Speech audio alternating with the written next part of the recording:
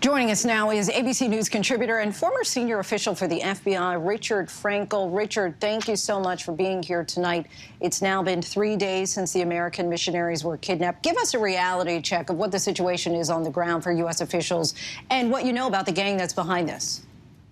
So not much is known about the gang. It's a large gang based out of Port-au-Prince, Haiti, well-manned, but we're really not sure of at this point, at least, who's behind the gang, who's in charge, and what their goals are, other than just to make money.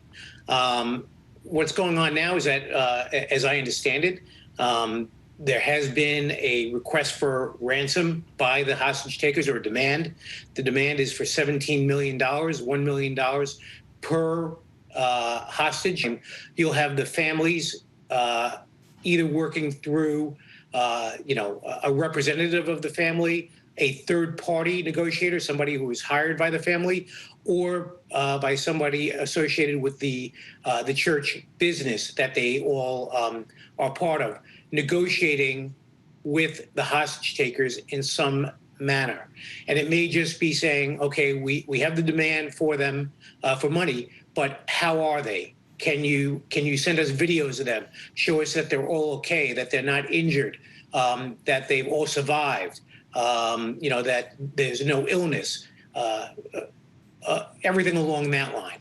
Proof of life, I guess it's often called. And as you just mentioned, kidnappers are demanding $1 million a person. How do you handle negotiating with a group like this without further incentivizing them to up the price or to kidnap again in the future so they demand even more money?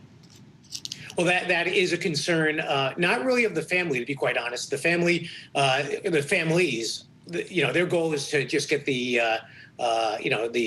hostages back. But from the government perspective, yeah, you don't want to be negotiating with them, giving them everything they've asked for, and then almost causing more kidnappings. And so you want to make this, at least from the government perspective, harder for them. You don't want to make it so hard that they get angry and then hurt the hostages. So it's a very tight balancing that you have to go through to determine how do you negotiate for either less money or no money, and how do you make it so that they will not immediately go out and kidnap 17 more hostages. And this is all that's going through the mind of the hostage cell and the government. Such a delicate dance, as you just laid out there really clearly for us. And of course, you have experience in handling kidnapping negotiations in Haiti. But in the last 3 months, Haiti experienced not only the earthquake, but their president was assassinated. So how can safe and effective negotiations happen in a country with so much recent instability? You're going into, most of the time, areas that are in crisis. When I was in Haiti in 2005, the UN basically had control of Haiti. There were kidnappings weekly. While we were down there, not just U.S. citizens were being kidnapped, but Canadians were being kidnapped at the same time. And so you're trying to work through those issues of just dealing with the crisis of the government.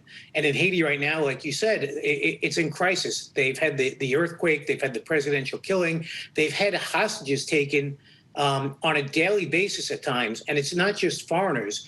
They're taking school children off the street, they're taking vendors off the street. They're basically taking anyone where they think they can get, a quick buck, some money, to get those individuals back. And when they do take Westerners, whether it's U.S. citizens, Canadians, Europeans, people from Asia, it doesn't matter to them.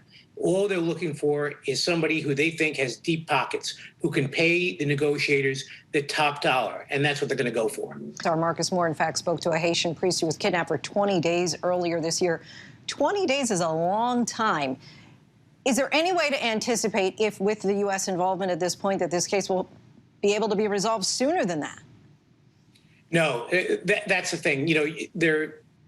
Each one is different. It depends on the hostage takers, the hostages, how they're doing. Sometimes when a hostage actually is ill, sometimes it's more trouble for the hostage takers, so they want to get rid of the hostages sooner. If they're in good health, then they may want to keep them longer and try to get more money out of the negotiators.